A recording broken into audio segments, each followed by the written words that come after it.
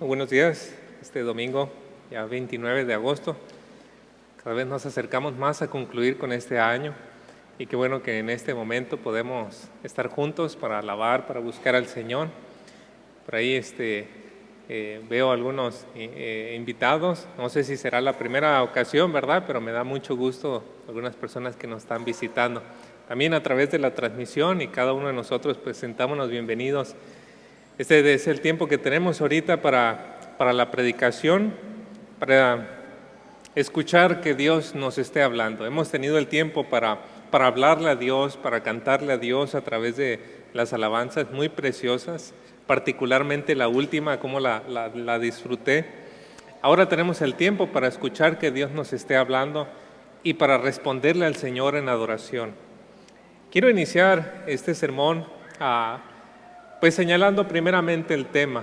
Voy a estar hablando acerca del compromiso con Cristo, el compromiso con Cristo. Y quiero empezar hablando también de ciertos momentos que llegan a ser críticos en nuestra vida, ciertos momentos críticos en las relaciones, ciertos momentos críticos en las causas en las cuales podemos estar involucrados. Por ejemplo, un momento crítico en las relaciones puede ser la enfermedad, puede ser la pobreza o puede ser el fracaso también de algún negocio donde nos encontremos.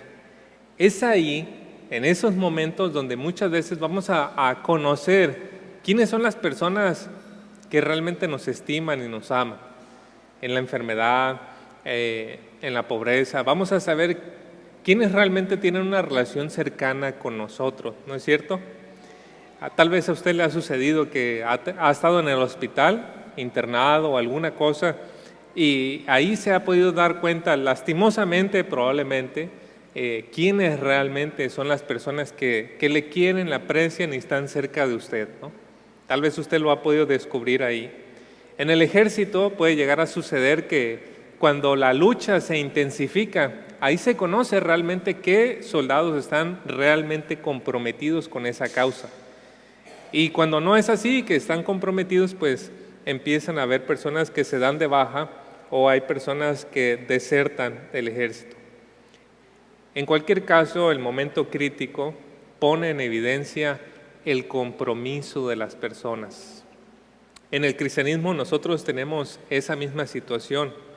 Hay momentos críticos que revelan qué clase de seguidores de Cristo somos. Y en el pasaje que tenemos el día de hoy, llegamos a un momento en el relato del Evangelio de Marcos, un momento crítico que va a poner a la luz qué clase de seguidores estaban cerca de nuestro Señor.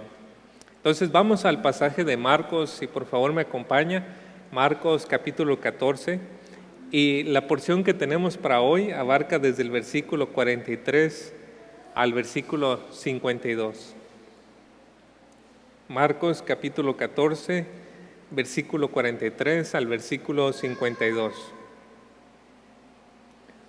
Por favor, cuando usted lo encuentre, si puede ponerse de pie.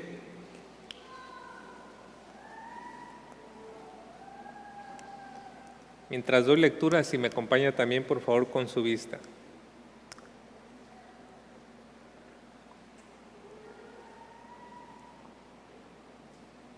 Dice: Luego, hablando él aún, vino Judas, que era uno de los 12, y con él mucha gente con espadas y palos, de parte de los principales sacerdotes y de los escribas y de los ancianos. Y el que le entregaba les había dado señal, diciendo: al que yo besare, ese es, prendedle y llevarle con seguridad. Y cuando vino, se acercó luego a él y le dijo: Maestro, Maestro, y le besó. Entonces ellos le echaron mano y le prendieron. Pero uno de los que estaban allí, sacando la espada, hirió al siervo del sumo sacerdote, cortándole la oreja. Y respondiendo Jesús les dijo: como contra un ladrón habéis salido con espadas y con palos para prenderme. Cada día estaba con vosotros enseñando en el templo y no me prendisteis, pero es así para que se cumplan las Escrituras. Entonces todos los discípulos, dejándole, huyeron.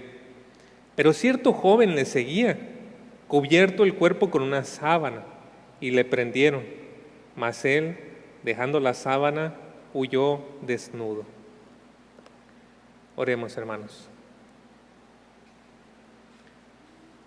Padre Celestial, su amado Hijo, nuestro Salvador y Señor, es digno de que podamos seguir su ejemplo, imitarle, absorber sus palabras, vivirlas día con día. Pero a veces eso está lejos de ser nuestra realidad. Por favor, ayúdenos en esta hora a reconocer dónde nos encontramos, Señor. Con mucha humildad le pedimos que nos ayude a darnos cuenta qué clase de seguidores suyos somos y que por su gracia y su gran amor nos limpie de nuestro pecado, nos lave de nuestra maldad conforme a la muerte de nuestro Señor Jesucristo y nos ayude con fuerza del Espíritu para seguir al Señor Jesucristo y ser buenos discípulos suyos. Ayúdenos, por favor, en esta hora, Señor. Guíenos con su palabra, en el nombre de Cristo Jesús. Amén. ¿Podemos tomar asiento?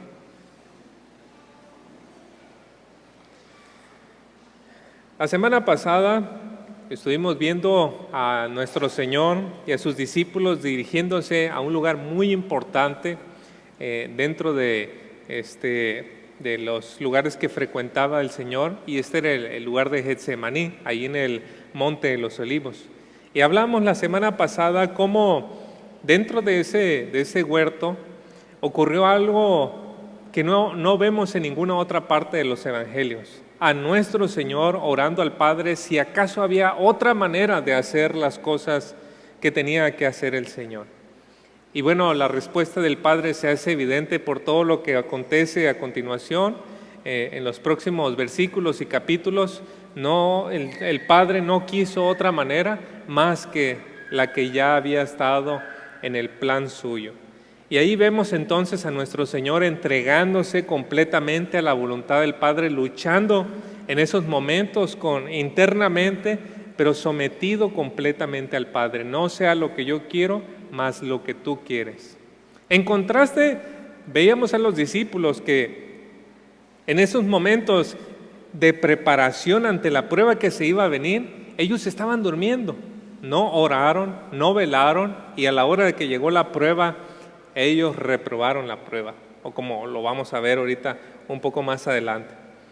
Nuestra porción bíblica nos introduce ahora en esa serie de acciones que van a acontecer hasta llegar al momento de nuestro Señor en la cruz. Aquí vamos a decir ya la parte donde entramos meramente a la pasión de Cristo, el momento donde Él empieza a ser rechazado, humillado de una manera que va a ser terrible hasta llegar a la cruz. Y es en ese momento crítico, iniciando este punto, donde se va a saber quiénes son aquellas personas que le siguen, o cuál es la calidad de su discipulado, de su seguir a nuestro Señor Jesucristo. Y aquí salen a relucir tres clases diferentes de seguidores de Jesús. Primeramente vamos a ver a un seguidor defraudado, luego vamos a ver a un seguidor que es un seguidor a su manera, y finalmente vamos a ver a un seguidor curioso. Veamos entonces el primero, un seguidor defraudado.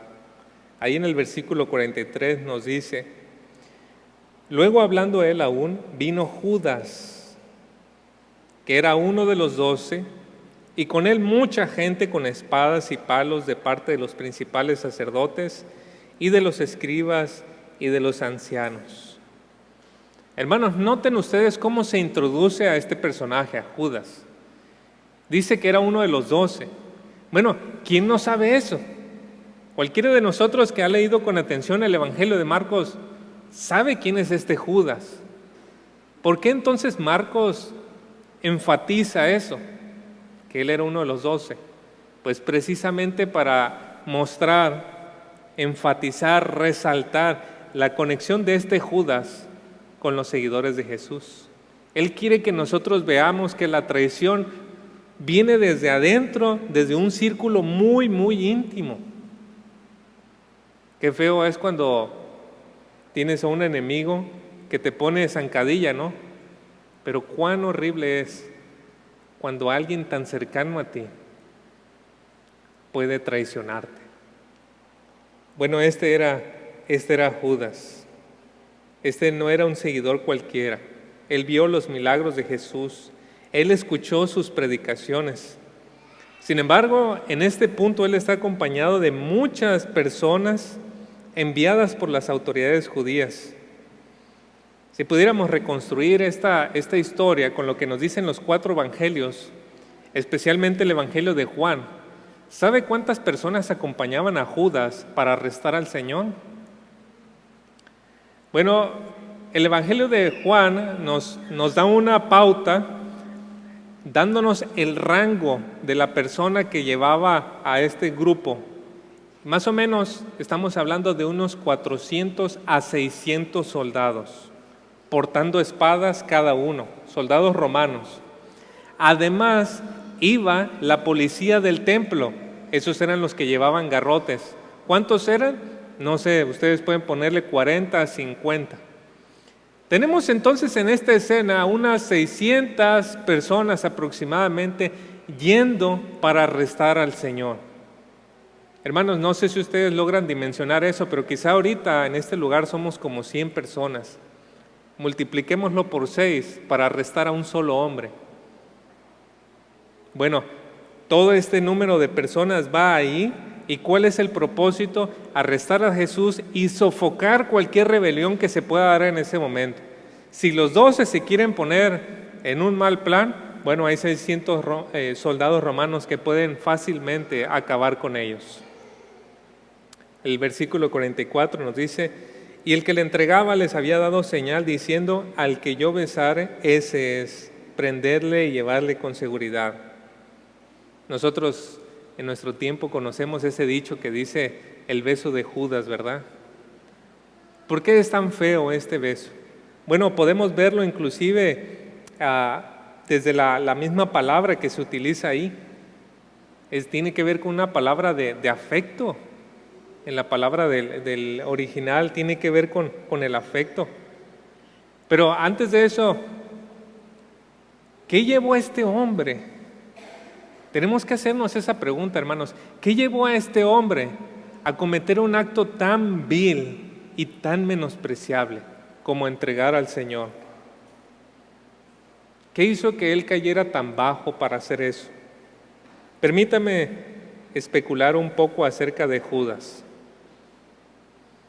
Por lo que puedo notar, Judas pudo haber tenido altas expectativas de Jesús. Recuerden ustedes en el Evangelio de Marcos, antes del capítulo 8, no se menciona casi nada de los sufrimientos de Cristo. De hecho, no recuerdo si hay un pasaje que mencione algo de los sufrimientos de Cristo. Antes de hablar de los sufrimientos, el Señor estuvo dando evidencia tras evidencia de que Él era el Mesías. ¿Cómo? Sanando a las personas, expulsando demonios, haciendo milagros, toda clase de cosas, hasta que finalmente los discípulos pudieron reconocer al Mesías.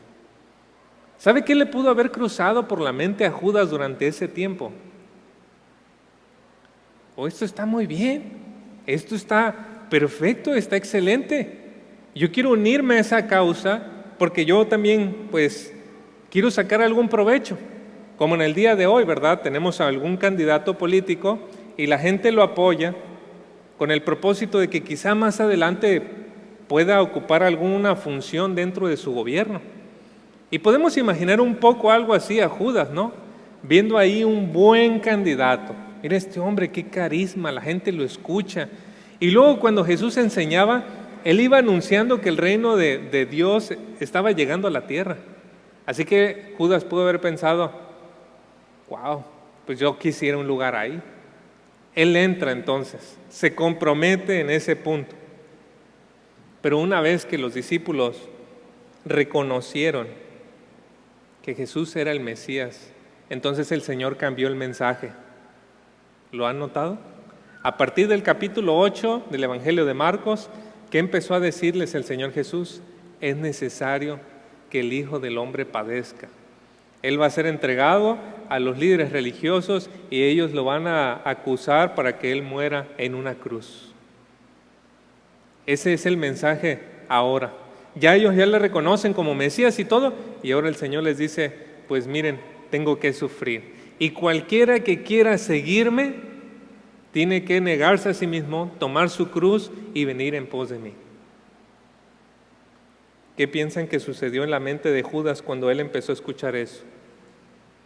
¿Qué piensan que sucedió cuando Judas se estaba dando cuenta que Jesús enseñaba y los líderes religiosos estaban en contra de él? ¿Qué piensan que Judas se le vino a la mente cuando el mensaje del Señor estaba centrado ahora en la cruz? Yo puedo especular un poco acerca de eso, y es que Judas pudo haberse dado cuenta en ese punto que ese no eran sus aspiraciones. Ese no era el propósito por el cual él se había inmiscuido, se había metido y se había comprometido con la causa. Él buscaba un Mesías triunfante y ahora no lo tenía, pero no se quería ir con las manos vacías. Había invertido por lo menos 1 año y medio de su vida y en este punto tenía que sacar algún provecho. Imagínese usted apoyando a algún candidato por más de 1 año, con su dinero, con sus recursos, con su tiempo, con su esfuerzo, con su talento. Usted se va y dice, oye, ¿cómo que no voy a ganar nada? Pues en este caso probablemente sí pensó Judas y dijo, tengo que sacar algo de esto.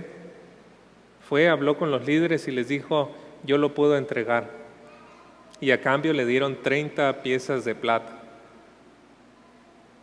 Así fue como empezó a cocinarse en la mente de este hombre, de Judas, en su corazón, esta maldad. Y empezó a haber tanta maldad en el corazón de Judas porque no tenía excusa ni verdadera razón para entregar al Señor. Se empezó a cocinar tanta maldad en el corazón de Judas que sabe que Satanás encontró las puertas de su corazón abiertas para que él entrara y lo pudiera mangonear como él quisiera. Y es que si hay algo que atrae a los demonios es el pecado, hermanos. Y Judas tenía todas las puertas abiertas porque él estaba abiertamente rechazando al Señor. Por eso en la cena de la Pascua dice que Satanás entró en él. O sea, ni siquiera un demonio, pero Satanás mismo entró en él para llevar a cabo el propósito de entregarlo. Si el pecado de Judas fue horrible, él lo hizo muy grotesco por la forma en cómo entregó a nuestro Señor. En el 45 nos dice, y cuando vino se acercó luego a él y le dijo, maestro, maestro, y le besó. Ahí tenemos esta palabra que les digo. Esa palabra es catafileo. Y esa palabra proviene de la palabra fileo, que significa amar. El beso era una demostración de amor, de afecto. O sea, Judas, ¿por qué no dijiste, bueno, cuando yo le toque el cabello, cuando yo le toque el hombro, ese es? Pero tuvo que escoger la cosa más hipócrita para entregar al Señor. Él hizo tan grotesco su pecado, con una forma tan incongruente de mostrar el amor. Y es que puedes esperar toda clase de cosas de personas que se han sentido defraudados, ¿no es cierto? Cuando alguien se siente defraudado, es una persona que puede estar entre dos extremos. Puede ser una persona que se puede quitar la vida, o puede ser una persona que mate a alguien. Cuando alguien se siente defraudado, puede cometer toda clase de cosas hasta estos extremos. Y lo vemos en el caso de Judas. Es bien sabido en nuestros tiempos que grandes opositores del cristianismo nacieron en cunas cristianas. No sé si usted alguna vez ha oído, pero hay un filósofo alemán que pues se ha escuchado un poco más recientemente, pero él ya murió hace bastante tiempo. Él escribió un libro que se llamaba El Anticristo. Él escribió, Friedrich Nietzsche, escribió libros en cómo ir en contra de Dios y enseñarle a toda una generación de jóvenes cómo deben de vivir el superhombre, su propia vida, sin acatar a los mandatos de Dios. Y uno ve a ese hombre y dice, ¿de qué infierno salió? Pues resulta que su papá era un pastor y nació en un hogar cristiano.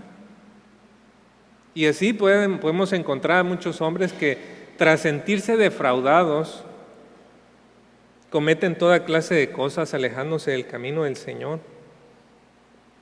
Si usted quiere ser un buen seguidor de Cristo, tiene que anticiparse a que va a ser defraudado.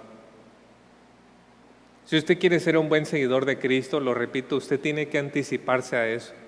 Tiene que anticiparse a que yo le voy a defraudar, a que mi familia le va a defraudar, a que la iglesia le va a defraudar, a que sus amigos en la fe le van a defraudar.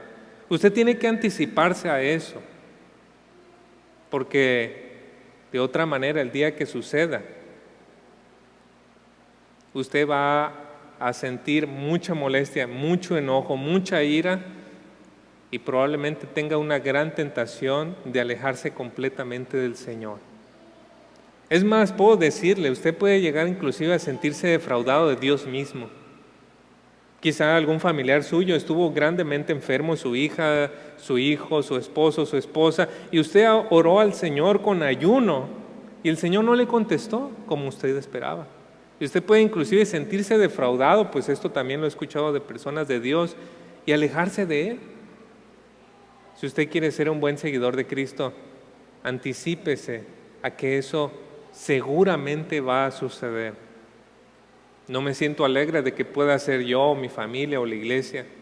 No, me siento con mucho pesar en mi corazón. Pero eso podrá suceder. Si usted quiere ser un buen seguidor de Cristo, tiene que aprender a lidiar con la ofensa, ya sea real o imaginaria. Usted debe de aprender, yo debo de aprender a perdonar, a dejar pasar la ofensa cuando sea en contra de nosotros. Debemos aprender a comunicarnos cuando nos hemos sentido ofendidos. Debemos aprender a aclarar las cosas cuando están medio extrañas y no simplemente alejarnos. Debemos aprender a ser humildes. Debemos aprender a ser agradecidos. Y todas estas cosas nos van a anticipar y nos van a ayudar cuando puedan defraudarnos, real o imaginariamente. Tenemos así un ejemplo negativo de Judas, un seguidor que muy probablemente traicionó habiéndose sentido defraudado. Pero este no es el único ejemplo que nosotros tenemos aquí. Tenemos en nuestra porción también un seguidor a su manera. Mire versículos 46 y 47. Entonces ellos le echaron mano y le prendieron, esto es al Señor Jesús. Pero uno de los que estaban allí sacando la espada, hirió al siervo del sumo sacerdote cortándole la oreja. Por el relato paralelo, allí en el Evangelio de Juan, sabemos quién es el que sacó la espada y le cortó la oreja y a quién le cortó la oreja. Era Pedro y le cortó la oreja a Malco. De acuerdo a la versión de Lucas, nos dice que los discípulos cuando vieron que se acercaban, le dijeron al Señor, Señor, ¿heriremos a espada? O sea, ya todos estaban listos así como, Señor, sí o no. Y en eso hubo uno que no se esperó, ¿verdad? Cuando se lanzaron sobre el Señor, porque ese es el significado de esta palabra, cuando quisieron prender, hermano, no es que le dijeron, ponga sus manos arriba en la nuca, dése la vuelta, etcétera. No, hermanos, el significado es que se le echaron encima para agarrar al Señor y que no escapara. Entonces Pedro ve que eso va a suceder, saca la espada y vamos. Probablemente él quería ejecutar un golpe a la mitad de la cabeza, que era como muchas veces los romanos mataban a las personas, pero usaban normalmente una espada larga para poder hacer eso y romperles el cráneo. Pero Pedro estaba usando una espada pequeña, así que lo más posible es que quería degollar a este hombre. Este hombre, no sé, en la noche o algo, buenos reflejos, pero nada más le alcanzó a cortar la oreja. Y ya nos dice en el Evangelio de Lucas que el Señor le sanó. Pero ahí tenemos entonces a este hombre, a este Pedro, que ataca a este Malco. Y en todo lo que hemos conocido de nuestro Señor, no tenemos ninguna pauta para pensar que esta era una manera apropiada de responder. ¿Qué enseñó el Señor en el Sermón del Monte, hermanos? Si alguno te hiere en una mejilla, pon la otra. Si un soldado te dice, ven y carga esto conmigo 1 milla, tú ve con él 2. En todos sus mensajes, el Señor nunca habló de acciones violentas contra otras personas. En cambio, siempre con humildad, con amor, unos a otros. Y nunca vemos al Señor en una acción violenta tampoco contra otra persona. Entonces, ¿de dónde Pedro saca que debe agarrar una espada y matar a una persona? De él mismo. De él mismo. De hecho, el Señor le hace una amonestación, ¿no? En Mateo 26:52 nos dice que los que tomen la espada, a espada perecerán. Nosotros tenemos el dicho en nuestro tiempo de el que a hierro mata, a hierro muere, ¿no? Proviene de ahí mismo, esta es su raíz. Es una amonestación en contra de Pedro. Pedro, eso está fuera de lugar. Lo que nos muestra la acción de Pedro en este punto crítico es que él seguía a Jesús a su manera. No a la manera de Jesús, a la manera de Pedro. Porque Pedro pudo haber estado sorprendido con las enseñanzas del Señor. ¡Wow, Señor, qué bonito es eso de poner una mejilla y la otra! ¡Qué padre, Señor! Bueno, está muy fuerte eso de caminar 2 millas. Pero a la hora de la hora, en el punto crítico, no sucede así con Pedro. Como decimos coloquialmente, sacó el cobre, ¿no? Mostró lo que realmente estaba obedeciendo y no estaba obedeciendo. Y podemos hablar de ejemplos tan terribles como la iglesia ha imitado el ejemplo de Pedro. Por ejemplo, el tiempo de las cruzadas. Si usted no ha conocido esta parte de la historia del siglo XI al siglo XIII, si no me equivoco, la iglesia, con gran violencia mató a mucha gente para abrir camino hacia Jerusalén. ¿Y fue esa la acción de Dios? Bueno, esa fue la acción de Pedro. Esos tiempos en que la iglesia no seguía al Señor a la manera del Señor, pero a su propia manera, a la manera de Pedro. También tenemos algunos ejemplos actuales e individuales de cómo nosotros podemos ser seguidores de Cristo a nuestra propia manera. Hay al menos 3 maneras en que podemos llegar a ser un seguidor de Cristo a nuestra propia manera. Una de ellas es cuando abiertamente vamos en contra de lo que dice la voluntad de Dios. Por ejemplo, un joven cristiano conoce a una muchachita que no es cristiana y dice, yo sé que la Biblia dice que no, pero no importa, yo quiero casarme con ella. Bueno, ¿tú eres cristiano? Sí. Pero entonces, ¿cómo no sigues esto? No, nada más eso no quiero seguir. Entonces ese es un cristiano a su manera. Alguien que quiere seguir a su propia manera al Señor Jesucristo. Lo que sí, lo que no, pues no. Lo que sí me conviene y lo que no me conviene. Es alguien que desobedece abiertamente la voluntad de Dios. Una segunda manera en que podemos ser un cristiano a nuestra propia manera es cuando adornamos la cruz. ¿Sabe? En alguna ocasión fui a una iglesia donde había una cruz muy bonita, con flores, enredaderas, muy bonita alrededor de la cruz. ¿Sabe que si una persona del primer siglo viera una cruz decorada de esa manera, diría, ¿qué? ¿Cómo es eso posible? ¿Cómo ese instrumento de tortura, cómo ese instrumento para amedrentar a la gente puede estar adornado con bonitas flores? Es una locura. Bueno, así sucede en la manera que algunas personas siguen a Jesús a su manera. ¿Cómo es esto? Seguir a Jesús en esta manera de adornar la cruz es no percibir la gravedad del pecado, es no considerar las advertencias del Señor, es no visualizar que nos encontramos en una batalla. Es una persona que no se siente aludido cuando se habla de los llamados radicales para sacarse un ojo si le es ocasión de pecar. Para este seguidor, seguir a Jesús solamente se trata de buenos consejos y bonitas promesas. De eso se trata. Hay una tercera manera en que podemos llegar a ser seguidores del Señor a nuestra manera, y es cuando ignoramos las Escrituras. Mateo 28:20 nos enseña que ser un discípulo, un seguidor de Jesús, es guardar todo lo que nos ha enseñado. Y cuando nosotros abiertamente dejamos nuestra Biblia a un lado y no queremos leerla, no queremos investigar, no queremos conocer, estamos siendo discípulos a nuestra manera, porque al final del día tomamos las decisiones a lo que vemos y nos parece que está bien o que está mal.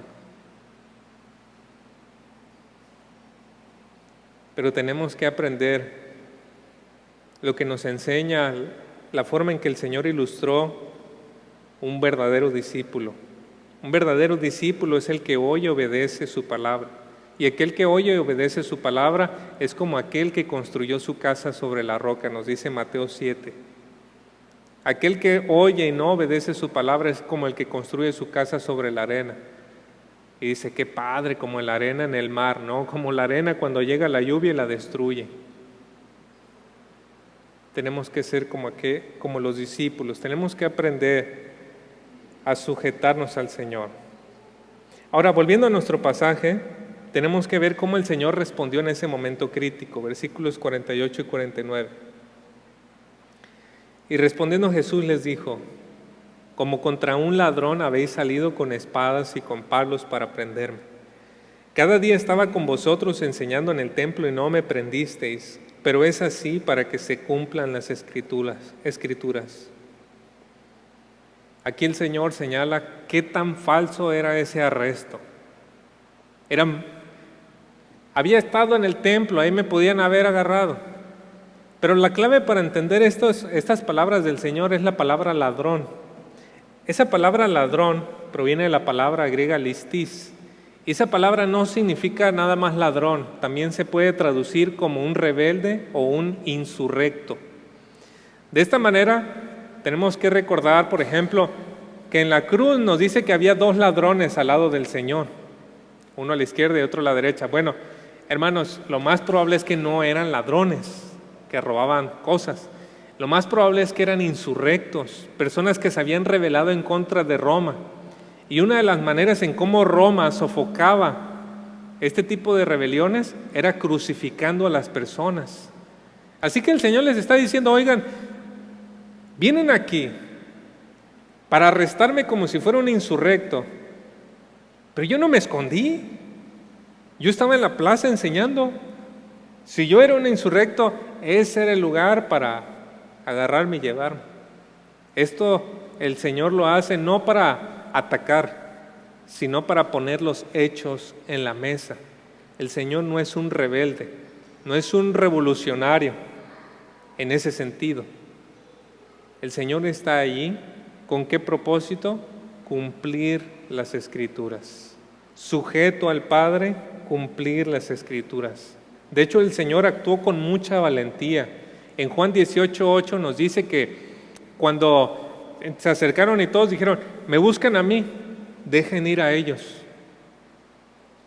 No sé, hermanos, el Señor decidió estar solo, protegiendo a sus discípulos. A mí es el que buscan, déjenos a ellos. Y así es como tenemos en el versículo 50 que dice que todos los discípulos le dejaron y huyeron. Aunque pudiéramos reprochar eso, la verdad es que eso fue lo mejor, hermanos. Y así hemos visto entonces dos clases de discípulos, pero nos falta la tercera clase de seguidor. Versículos 51 al 52 nos habla de un seguidor curioso. Y curioso por varias razones. Versículo 51. Pero cierto joven le seguía, cubierto el cuerpo con una sábana, y le prendieron. Mas él, dejando la sábana, huyó desnudo. Aproximadamente aquí eran como las 12 de la noche o 12 de la mañana, no sé cómo se pueda decir debidamente. Estaban ahí, más o menos en este horario, y la mayoría de los comentarios se identifica a este joven allí que estaba con solamente una sábana como Juan Marcos. En Hechos 12:12 nos dice que había una mujer que se llamaba María. Ella tenía una casa muy grande en Jerusalén y tenía un hijo que se llamaba Juan Marcos. Lo más posible es que el lugar donde estuvo la Pascua fue en la casa de María. Y ahí en la casa de María fue donde después se hicieron las reuniones, pero de ahí cuando los discípulos salieron y el Señor salió a Getsemaní, después de ellos salió Juan Marcos, que era el hijo de esta señora, de esta hermana que se llamaba María. Asumiendo que ese sea el caso, Juan Marcos era de una familia rica. Por eso cuando dice que él llevaba una sábana, la palabra que está ahí es una palabra rara, porque nos habla de una ropa muy fina. Era una tela muy fina que solamente la gente rica portaba. Por eso se hace mucho esa conexión de Juan Marcos con María, la casa y todo esto. Y si es entonces este hecho, probablemente Juan Marcos se enteró de lo que se estaba orquestando. Lo primero que encontró, se puso y fue para allá para ver qué estaba sucediendo. Ahora, ¿por qué un seguidor se pondría a hacer eso? Por la misma razón que cuando hay un choque nosotros vamos más lento, ¿no? Siempre que hay un choque, así, ¿qué estará pasando, verdad? Y no es el choque, es la gente que anda viendo lo que sucedió. Así que tenemos Juan Marcos, joven, ¿qué va a pasar? Mirando toda la acción. Y cuando lo ven que está ahí, bueno, ¿qué van a hacer con él? Quieren atraparlo así como al Señor, se le echan encima. Y dicen, no, pues más vale aquí corrió que aquí quedó, ¿verdad? Sale corriendo, pero queda sin ropa el hombre. Esta es como la firma de Juan Marcos de que él es el escritor. Digo, hay otras maneras de firmar, ¿verdad? Pero bueno, es una manera en que en ningún otro evangelio aparece este relato y es como quizá probablemente, lo más probable es que el escritor haya dejado ahí su firma de decir, yo fui testigo de esa escena. Yo estuve de cerca y vi eso que aconteció. Ahora permítame establecer una relación entre ese joven y algunos seguidores de Jesús en la actualidad. Hay seguidores de Jesús que solamente son seguidores curiosos. Van a una congregación, pero no se involucran. Algunos de estos seguidores han tenido la oportunidad de conocer diferentes iglesias, diferentes predicadores, diferentes ministerios, y pueden contar historias maravillosas de todas estas iglesias, predicadores y ministerios. Pero cuando les preguntamos, ¿y tú cómo fuiste parte de esto? Nunca estuvieron involucrados pero siempre observando, siempre de lejos, siempre curiosos, viendo qué acontecía. Esta clase de seguidores son los que buscan la experiencia y no el compromiso. Un seguidor curioso, hermanos, no dura por mucho tiempo. Tan pronto llega la prueba, deja la sábana y huye. No podemos ser esa clase de seguidores. Así que quiero empezar a concluir este mensaje señalando las tres cosas que hemos observado. Hemos observado a un seguidor defraudado, un Judas traicionando al Señor. Hemos observado a un seguidor a su manera, un Pedro que pues no está sujeto a las palabras de Cristo, pero a hacer lo que él piensa que es lo correcto. Y tenemos a un seguidor curioso, de lejos, pero huye cuando está la prueba. ¿Con cuál de estos se siente usted más identificado? Yo espero que usted no se siente identificado con alguno. Pero si es así, querido hermano o amigo, Dios le está llamando a un compromiso serio con el Señor. Un compromiso serio con Él.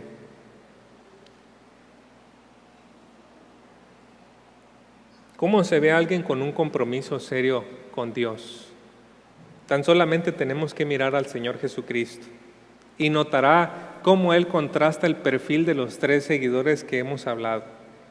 A diferencia de Judas, Jesús oró al Padre que si fuera posible quitar esa copa, pero al final dijo, no lo que yo quiero, sino lo que tú.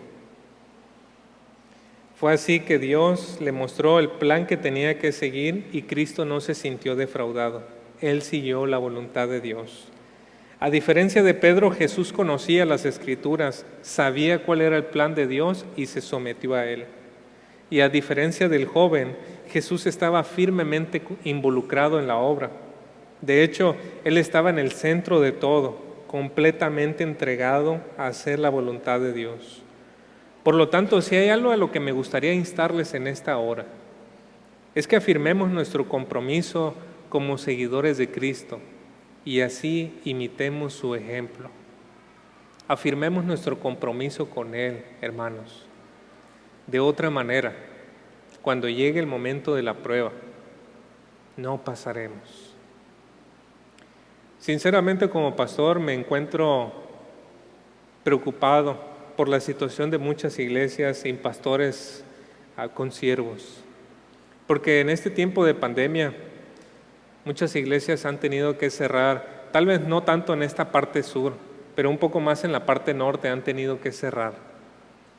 Y hermanos, no es el problema la pandemia, no es el problema la economía. El problema es qué clase de compromiso tenían esas personas. Y es lamentable, hermanos, porque tuvieron que cerrar y estas personas ya no están recibiendo la palabra de Dios, ya no están congregándose, ya no están buscando, muchos de ellos ya no están buscando al Señor. Porque cuando estaban las condiciones, no tenían un compromiso, y mucho menos ahora que no están las condiciones apropiadas. Por eso, hermanos, no sea nuestro caso. Afirmemos ese compromiso con el Señor. No busquemos experiencia, no estemos de lejitos. No pensemos que no nos pueden defraudar. Sigamos al Señor a su manera. Oremos. Oh Padre, tenga bien usted usar este mensaje, su palabra, Señor, para movernos a cada uno de nosotros. Y yo me cuento en un compromiso serio con usted, Señor. Ayúdenos para que no seamos como Judas, esperando que solamente nos venga bien todo y después salgamos defraudados. Ayúdenos que no seamos como un Pedro que queremos seguirle pero a nuestra manera. Ayúdenos que no seamos como este Juan Marcos, que en su momento solamente estaba viendo por fuera como un espectador. Pero ayúdenos a ser como Cristo, a seguir su ejemplo, comprometido, cumpliendo las Escrituras, no decepcionado con nadie, pero entregado para su causa. Ayúdenos, Señor, tenemos muchos motivos para hacerlo y queremos hacerlo por amor. Gracias. Escuche nuestra oración, por favor, Padre, en el nombre de Cristo Jesús. Amén. El Señor les bendiga.